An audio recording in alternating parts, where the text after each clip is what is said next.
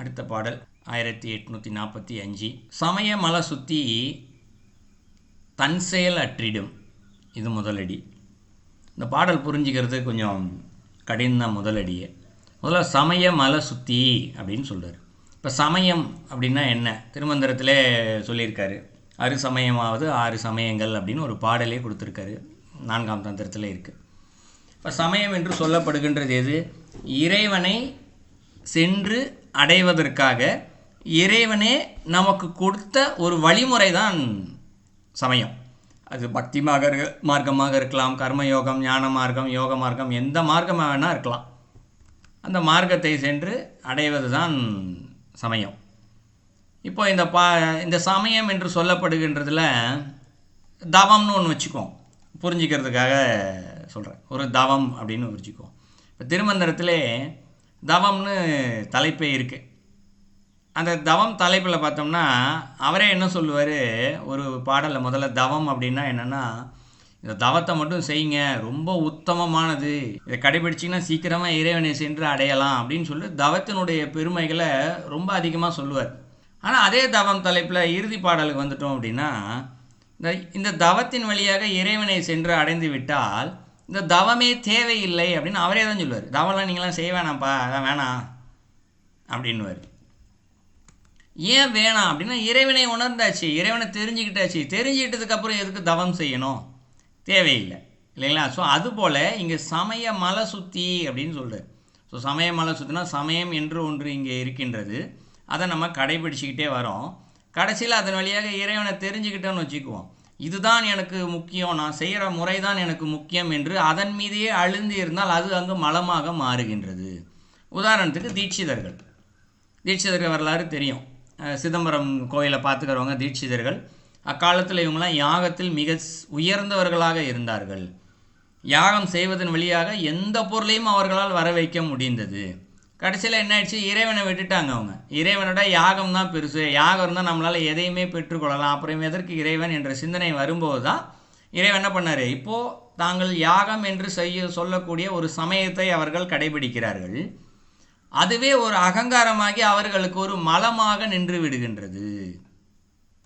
அதான் அந்த இடத்துல சமய மலை சுத்தி இல்லையா? அவங்களுக்கு அந்த மலம் நின்றுடுச்சு. அதை இறைவன் தான் போக்குனார். என்ன செய்கிறாரு? சுத்தி செய்கிறது. அந்த மாதிரி இப்போ சமய மலை சுத்தி தன் செயல் அற்றிடும் அப்படின்னு சொல்கிறார். அப்போ நாமெல்லாம் இங்கே கடைபிடிச்சிக்கிட்டே இருக்கோம். சிவ பூஜை என்று நமக்கு ஒரு விஷயத்தை சொல்லிக்கிட்டே இருக்காங்க, நம்ம அதெல்லாம் கடைபிடிச்சிக்கிட்டே இருக்கோம். இது ஆயுளுக்கும் கடைபிடிக்கணும்னா இல்லை, இறைவனை உணர்ந்ததுக்கப்புறம் இதெல்லாம் செய்ய வேண்டும் என்று அவசியம் இல்லை. சமயம் என்று சொல்லுகின்ற முறைப்படி அழுக்குகள் ஒன்று இருக்குது, அதை சுத்தின்றார், நம்மை விட்டு நீங்கும்படி செய்து தன் செயல் அற்றிடும்ன்றார். எந்த விதமான செயலும் இல்லாமல் செய்தது. அப்படின்னா என்ன? எந்த விதமான செயலும் இல்லாமல்லாம் தியானத்தில் போய் உட்கார்றது. தியானம் என்றது யோக மார்க்கம். அப்போ பக்தி மார்க்கத்தில் போய் இங்கே என்ன தியானம் சொல்கிறாங்களேன்னு யோசிக்கக்கூடாது. பக்தியிலே இறைவனை சிந்தித்து கொண்டே இருத்தல். உட்காந்து எனக்கு சிவ பூஜை செஞ்சு பூத்தி காமிச்சு கற்பூரம் காமிச்சு எல்லாம் செஞ்சு முடிச்சுட்டு கடைசியில் என்ன செய்கிறோம்? அங்கே உட்காந்து அவரை பார்த்துக்கிட்டே தானே இருக்கோம். பார்த்து கொண்டே இருப்பதும் இங்கு தியானம்தான். ஏதோ ஒன்றில் மனம் ஒருநிலைப்பட்டுக்கணும். கண்ணை மூடி உள்ளே பார்த்தோம்னா யோகமாக இருக்கும், கண்ணை திறந்து வெளியில் சிற்பத்தை ரூபத்தை பார்த்துக்கிட்டே இருந்தால் அது பக்தி மார்க்கம் தான். இதை புரிஞ்சிக்கிறதுக்காக தான் சொன்னேன். இப்போ சமயம் மலை சுற்றி தன் செயல் அற்றுன்னுன்றது சமயம் சொல்கிறபடி அழுக்கு ஒன்று இருக்குது. இதெல்லாம் நம்ம விட்டுட்டு இறைவனை மட்டுமே பார்த்து இறைவனை சிந்தித்து கொண்டே இருத்தல். இது முதலடியில் சொல்கிறார். அப்படி இருந்தோன்னா என்ன நடக்குதா? ரெண்டாவது சொல்கிறாரு, அமையும் விசேடமும் ஆன மந்திர சுத்தி அப்படின்னு சொல்கிறார். ஸோ இப்படி நம்ம நினச்சிக்கிட்டே இருந்தோன்னா இதுதான். ஏன்னா பல பேருக்கு இன்றைக்கி செயல் இருக்குது. இப்படித்தான்ப்பா ஊதுத்தி காட்டணும், இப்படித்தான் விளக்கேற்றணும், இப்படித்தான் அபிஷேகம் பண்ணணும், இதெல்லாம் செய்யக்கூடாது, இப்படிலாம் செய்யக்கூடாது, இப்படித்தான் செய்யணும், இப்படித்தான் சாஸ்திரம் சொல்லுதுன்னு ஒரு முறையை மட்டுமே கடைபிடிச்சிக்கிட்டே இருப்பாங்க.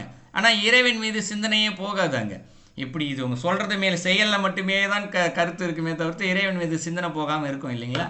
அதுதான் முதல் அடியில் சொல்லுது. அந்த மாதிரி செயலில் இருக்க எண்ணத்தை விட்டுட்டு இறைவன் மீது எண்ணத்தை வைங்க. அப்படி வச்சோன்னா என்ன நடக்குதா? இங்கே அமையும் விசேடமும் அப்படிங்கிறார். அமையும்னா தானாகவே ஒரு விஷயம் அமைவது.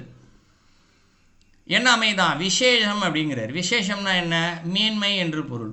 மேன்மை, சிறப்பு, அதான் விசேஷம். அப்போ தானாகவே ஒரு விசேஷம், ஒரு மேன்மையான நிலை ஒன்று அங்கு கிடைக்கின்றது. என்ன கிடைக்குது இங்கே? ஆன மந்திர சுத்தி அப்படின்றது. மந்திரம் என்று சொல்லப்படுறது, இப்போ நம்ம வாயில் வந்து ஒரு ஓம் நமச்சிவாய சொல்லிக்கிட்டே இருக்கோம்னு வச்சுக்குவோம், அதுவும் இந்த மந்திரம் தான். ஆனால் மந்திர சுத்தி அப்படிங்கிறது அப்போ என்ன பொருளாகுது? நம்ம வாயில் ஓம் நமச்சிவாயா சொல்லிக்கிட்டே இருக்கோம், இது சுத்தமா என்று கேட்டால் இல்லை. ஏன் இல்லை அப்படின்னா, வாய் தான் நமச்சிவாய மந்திரத்தை சொல்லிக்கிட்டே இருக்க தவிர்த்து எண்ணம் இறைவனை உணரவில்லை. இறைவனை சிந்திச்சுக்கிட்டே இருக்குன்னு கூட வச்சுக்கோ. நான் இன்றைக்கி சொல்கிறேன், இன்றைய நிலையில் இப்போ ஓம் நமச்சிவாய் ஓம் நமச்சிவாய்னு சிவபெருமானுடைய ரூபத்தை நினச்சிக்கிட்டு சொல்லிக்கிட்டே இருக்கோன்னு வச்சுக்குவோம். ஆனால் அந்த சிவனை உணர முடிகின்றதா என்றால் உணர முடிவதில்லை. ஆனால் சிந்திக்க தான் செய்கிறோம். ஆனால் இப்போ இந்த பாடல் இந்த இடத்துல என்ன சொல்கிறாரு? அமையும் விசேஷம்னு சொல்கிறாரோ, ஒன் மேன்மை அடையுதுன்னு சொல்கிறார் இல்லையா? அப்போ அந்த மேன்மை அடைவதில் நம்ம ஓம் நமச்சிவாய என்று சொல்லிக்கொண்டு இறைவனிடையே ஒரு சிவலிங்கத்தை சிந்திச்சுக்கிட்டே இருந்தால் கூட அந்த இறைவனை நம்மால் உணர முடியும். அதான் மந்திர சுத்தி. அதாவது சுத்தமான மந்திரம், சுத்தம் இல்லாத மந்திரம்னு புரிஞ்சிக்கிறதுக்காக சொல்கிறேன். இப்போ சுத்தம் இல்லாத மந்திரம்னா இறைவனை உணராத நிலையில் நம்ம சொல்லிக்கிட்டே இருக்கிறது சுத்தம் இல்லாத மந்திரம். அப்போ இறைவனை உணர்ந்த நிலையில் சொல்லப்படுவது அது சுத்தமான மந்திரம். அதான் இந்த இடத்துல மந்திர சுத்தி. சுத்தம் அடித்தான், மந்திரங்கள்லாம் சுத்தி அடைஞ்சிச்சான். அப்போ இறைவனை உணர்கின்ற நிலை அங்கு கிடைக்கின்றது. இது 2வது அடியில் சொல்கிறார். 3வது அடியில் சமய நிர்வாணம் கலா சுத்தி ஆகும் அப்படின்னு சொல்கிறார். சமய நிர்வாணம் இப்போ தான் சொல்கிறாரு. சமயம் அப்படின்னு சொல்லப்பட்டோம். சமயம்னா என்ன? இறைவனால் கொடுக்கப்பட்ட வழிமுறைகள். அது நிர்வாணம் அப்படிங்கிறது. அப்போ நிர்வாணம்னா என்ன? முழுமையாக அந்த நிலை நீங்கி விடுகின்றது. இப்போ பாடலையாவது அடியிலையாவது என்ன சொன்னோம்? ஒரு பூஜை செய்கிறதுக்கான வழிமுறைகளை செய்யுங்க, ஆனால் இது இறைவனை மட்டுமே சிந்தித்து கொண்டு செய்தல் அப்படின்னு ஒன்று சொன்னோம். அப்போ இறைவனை உணர்ந்த பின்பாக இப்போ இந்த பூஜைகளே தேவையில்லை. ஊதத்தி காட்டுறது, கற்பூரம் காட்டுறது, அபிஷேகம் காட்டுறது எதுவுமே தேவையில்லை. அதான் சமய நிர்வாணம் அப்படிங்கிற. நிர்வாணம்னா ஒன்றுமே இல்லாத நிலை அப்படின்னு பொருள். அங்கே சிவனுடைய ரூபமே இருக்காது.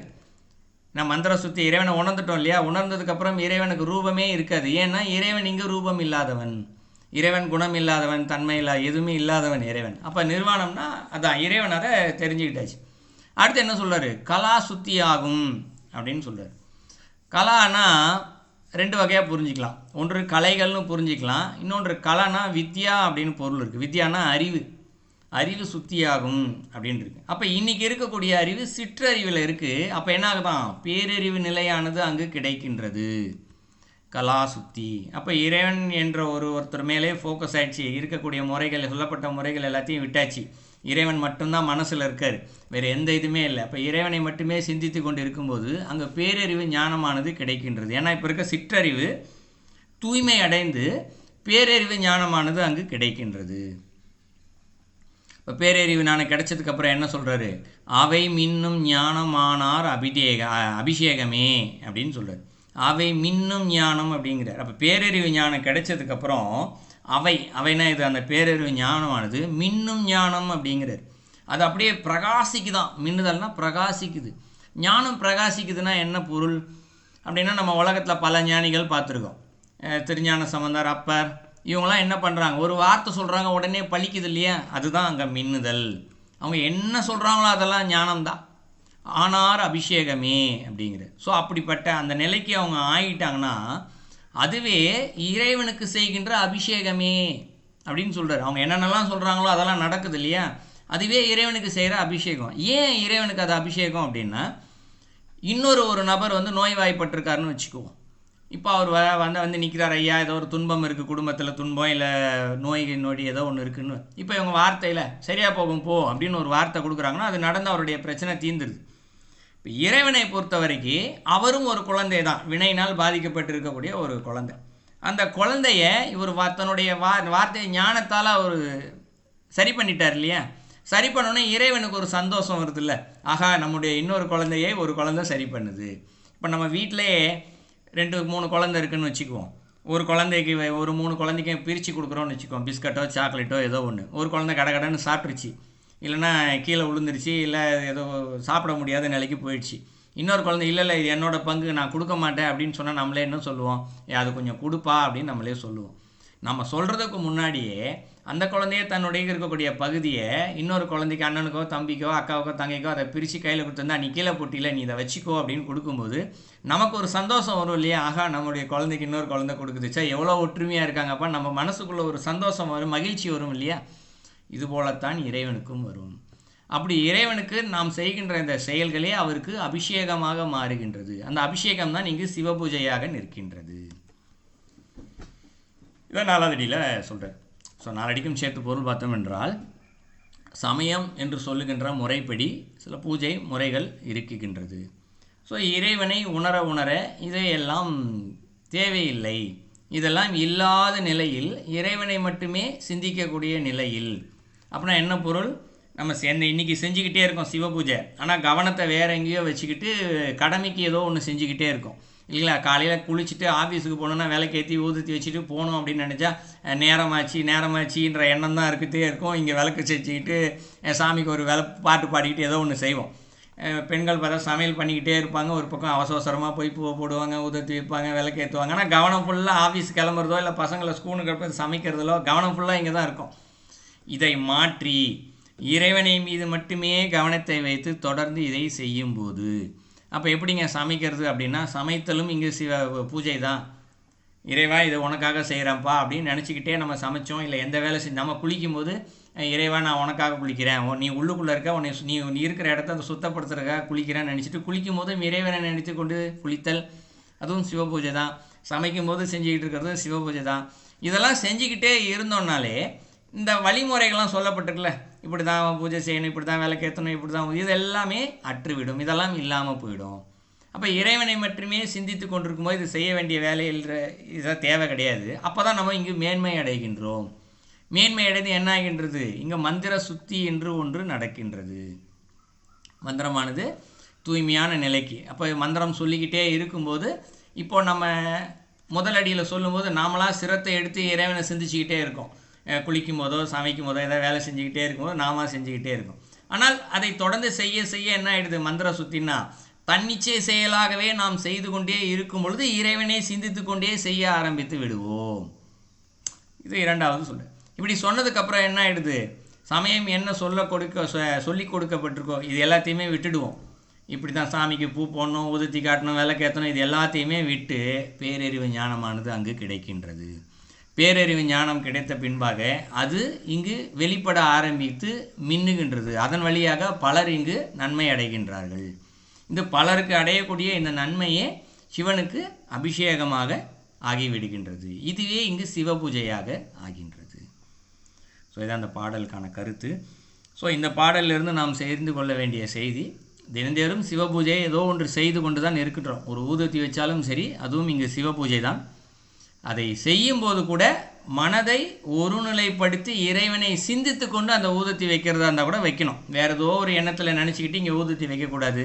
பூ போடுதும் நான் இறைவனுக்காக இதை போடுகிறேன் என்று சிந்தித்து கொண்டு போடுதல், விளக்கை இறைவனுக்காக செய்கிறேன் என்ற சிந்தனையோடு நம்ம செஞ்சுக்கிட்டே இருந்தோம் அப்படின்னா, வேறு சிந்தனைகள் இல்லாமல் இறைவனுக்கு தான் இதை செய்யணும் என்ற சிந்தனையோடு செய்யும்போது இறுதி நிலை 4வது இறைவனை உணர்ந்த நிலையில் பேரறிவு ஞானம் கிடைத்து அடுத்தவர்களுக்கும் நாம் சொல்வதெல்லாம் நடக்கின்ற நிலை வரும். இதுவும் இங்கு சிவபூஜை தான் என்று சொல்லி முடிக்கிறாரு. இதான் அந்த பாடலுக்கான கருத்து. ஒரு 20 நிமிஷம். மந்திர சுத்தி என்றது குருவால கொடுக்கப்பட்ட மந்திரம் தானே சுத்த. இது மற்றபடி நாம சொல்ற மந்திரம் அது வார்த்தை தானே. ஆமாங்க ஐயா, எனக்கு தான் விளக்கமாக சொன்னேன். நீங்கள் குருவே நமக்கு இங்கே ஒரு மந்திரம் கொடுத்துருந்தாலும் சரி, உபதேசம் கொடுத்துருந்தாலும் சரி, நீங்கள் அலுவலகத்தையோ வீட்டையோ உறவினர்களோ நினைத்து கொண்டு அந்த மந்திரத்தை ஜெபிச்சுக்கிட்டே இருந்தீங்கன்னா அது சுத்தமான மந்திரமா? இல்லை இல்லையா? இறைவனை நினைத்து கொண்டே சிந்தித்து அந்த மந்திரத்தை உச்சரிப்பது தானே உங்களுக்கு மந்திரம், சுத்தமான மந்திரம். ஆமாம், அப்படி அந்த குரு மூலம் உபதேசம் செய்கிறது தானே சொல்லப்பட்டிருக்கிறது. ஐயா, குரு மூலம் பெற்றாலும் மந்திரம் தான். இப்போ குரு மூலம் பெறாமல் ஒரு ஓம் நமச்சிவாய மந்திரம் சொல்லுங்கன்னு நமக்கு தேவாரம் திருவாசகம் நூல்கள்லாம் நமக்கு சொல்லி கொடுக்குதில்ல, திருமந்திரம் எல்லா நூலும் ஓம் நமச்சிவாயா சொல்லுங்கள், இதுதான் மேன்மையான மந்திரம்னு சொல்லி கொடுத்துருக்கு. இப்போ இது குரு மூலமாக உபதேசிக்கப்படலை இல்லை. ஒரு நூல் தான் நமக்கு குருவாக இருந்து இங்கே உபதேசிச்சிருக்கு. அப்போ அதுவும் மந்திரம் தானே இங்கே உங்களுக்கு. அந்த மந்திரத்தை நீங்கள் சொல்லிக்கிட்டு தானே இருக்கீங்க இன்றைக்கும். ஆமா. அந்த மந்திரம் இப்போ சுத்தமான மந்திரமா சுத்தம் இல்லாத மந்திரமா அப்படின்னு ஒரு கேள்வி கேட்டால் நீங்கள் என்ன சொல்லுவீங்க? இல்ல அது சுத்தமான மந்திரம் தான். என்னன்னு சொன்னால் ம் இறைவனாலே அருளப்பட்டது. சிவாய நம என்று ஐந்தெழுத்து தான் ம் இந்த மூலம், எல்லாத்துக்கும் மூலமா அமைந்திருக்கிற காரணத்தினாலே ம் அது சுத்த மந்திரம் தான். ஐயா, மந்திரம் சுத்தமானது. ஐயா, நான் மந்திரத்தை சுத்தம் இல்லாத மந்திரம்னு சொல்லலை. அதை நாம் சொல்லும் பொழுது அது சுத்தமாக சொல்கின்றோமா, அதான் கேள்வி வைக்கிறேன் இங்க. மந்திரம் சுத்தமானதான், மந்திரம் தூய்மையானது, அதில் எந்த மாற்று கருத்தும் இல்லை. ஓம் நம சிவாயான்னு சொல்லுகின்ற மந்திரம், அந்த மந்திரமே இறைவன் தான். அது தூய்மையின் வடிவமாகத்தான் மந்திரம் இருக்கின்றது. அந்த மந்திரத்தை இப்போ நம்ம ஜெபிக்கிறோன்னு வச்சுக்குவோம். நம்ம ஜெபிக்கும் போது அது தூய்மையானதாக இருக்கின்றதா, அதுதான் கேள்வி. அது தூய்மையானதாக இருந்தால் ஒரு முறை நாம் ஜெபிக்கும் போதே இறைவனை உணர்ந்திருப்போம். இப்போ புரியுதுங்களையா? நம்ம தூய்மை இல்லாததுனால தான் நம்ம 1000 வாட்டி ஜெபிச்சுக்கிட்டே இருந்தாலும் நம்மளால இறைவனை உணர முடியல. இப்போ புரியுதுங்களா உங்களுக்கு? இறைவனை நினைச்சு சொன்னதுதான் மந்திரம். அதேதான். இறைவனை நினைத்து கொண்டே சொல்லுவதுதான் அந்த சுத்த மந்திரம். இப்போ நம்ம அப்படி சொல்லலை இல்லையா? அதை தான் பாடல சொல்றாரு, மந்திர சுத்தி அப்படின்னு சொல்லி சொல்றாரு உங்களுக்கு. அமையும் விசேடனும் ஆன மந்திர சுத்திரினா, இப்போ முதல்ல நம்ம பூஜை செஞ்சுக்கிட்டே இருக்கும்போது இறைவனை நினச்சிக்கிட்டே செஞ்சுக்கிட்டு இருந்தோம்னா அதனால் ஒரு மேன்மை நிலை கிடைக்கும். அந்த மேன்மை நிலையில தான் நீங்கள் சொல்லுகின்ற மந்திரத்தையும் இறைவனை நினைத்து கொண்டே சொல்வீர்கள் அப்படின்னு சொல்றாரு. நன்றி. சரிங்களா? முதல்ல செயல்ல இறைவனை நினைச்சுக்கிட்டே செய்யுங்க, அது மேன்மை நிலை போகும். மேன்மை நிலை இறைவனை நினைத்து கொண்டே மந்திரத்தை சொல்லுவீங்க அப்படின்னு சொல்றாரு. இன்னைக்கு நம்ம மந்திரத்தை சொல்லும் போதும் இறைவனை நினைக்கல, பூஜை செய்யும் போதும் இறைவனை நினைக்கல. அதான் பிரச்சனை. அதுக்குன்னு இறைவனை நினைக்கலாம், நான் இறைவனை நினச்சிக்கிட்டு தானே பூஜை பண்ணுறேன்னு யாராவது சொல்லலாம். எத்தனை வினாடிகள், அதுதான் கேள்வி. அரை மணி நேரம் பூஜை செய்கிறோம்னா அரை மணி நேரம் தன்னை மறந்த நிலையில் நம்ம பூஜை செய்கிறோமா? பூஜை செய்யலை இல்லைங்களா? கவனம் ஃபுல்லாக வெளியில் தான் இருக்குது. அதுதான் இங்கே சொல்கிறார் இந்த பாடலில். சரிங்களா ஐயா? ஓகே ஐயா, நன்றி ஐயா. நல்லது நல்லது.